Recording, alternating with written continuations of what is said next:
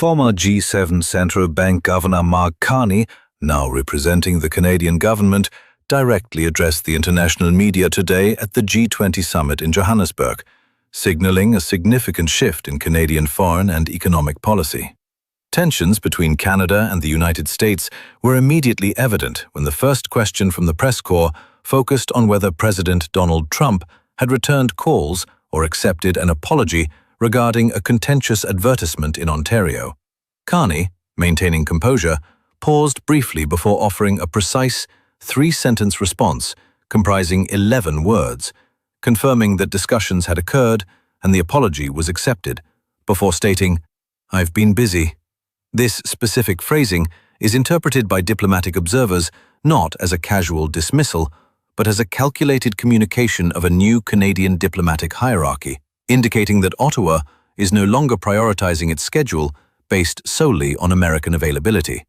Immediately following this statement, Carney strategically shifted the focus of the press conference away from the bilateral relationship with the United States and towards specific details regarding Canada's national budget and recently secured international investment figures. The core of the Johannesburg briefing centered on a massive restructuring of Canada's economic architecture, which Carney revealed has been underway for over 6 months.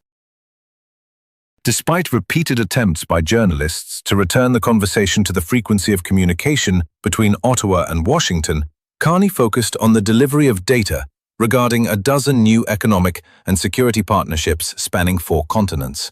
Among these are agreements with Sweden, Germany, Chile, Indonesia, the United Kingdom, Thailand, and the Philippines, alongside a broader engagement with the ASEAN bloc, which represents 20% of global GDP.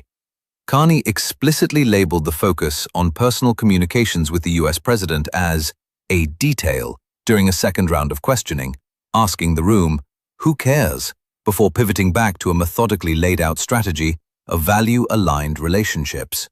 A centerpiece of this economic strategy is a $70 billion foreign direct investment secured from the United Arab Emirates. This commitment, representing one of the largest in Canadian history, is targeted specifically at energy, agriculture, and artificial intelligence. This capital deployment by UAE sovereign wealth funds is being framed as a vote of confidence in Canadian stability at a time when traditional trade relations with the United States are under strain. Furthermore, Carney detailed early-stage negotiations intended to link the Comprehensive and Progressive Agreement for Trans-Pacific Partnership, CPTPP, with the European Union. This proposed integration would create a single economic corridor encompassing over 1 billion people, positioning Canada at the center of 2 of the world's most sophisticated trading systems. The government asserts that these moves are not improvised reactions to recent tariff disputes, but are part of a pre-existing plan to insulate the Canadian economy from over-reliance on a single partner. The long-term implications of this structural transition involve a shift from a bilateral to a multipolar economic strategy. By securing critical minerals agreements with Germany and Chile, Canada is attempting to integrate itself into global supply chains for electric vehicles and artificial intelligence infrastructure. This policy, described by analysts as a doctrine of resilience, seeks to reduce the economic risk associated with the fact that 75% of Canadian exports currently flow to the United States. While the primary goal is to establish strategic leverage and create stable, high-paying careers in technology and advanced manufacturing, the transition carries significant domestic challenges. Integrated supply chains in southern Ontario, British Columbia, and the Maritimes remain heavily dependent on American market access, and the costs of decoupling could be substantial for businesses built on proximity to the US. Border.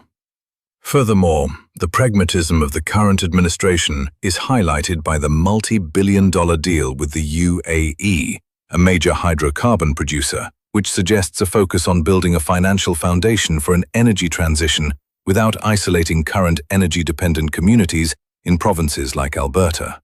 Analysts note that for this vision to succeed, it requires consistency across multiple election cycles and the ability to withstand potential economic retaliation from Washington. The Johannesburg summit marks a definitive attempt by Canada to move ahead of global structural changes. Yet the ultimate outcome remains dependent on whether these international partnerships can materialize fast enough to offset immediate trade pressures. For more on this developing story and to stay informed on global economic shifts, subscribe to our channel and enable notifications.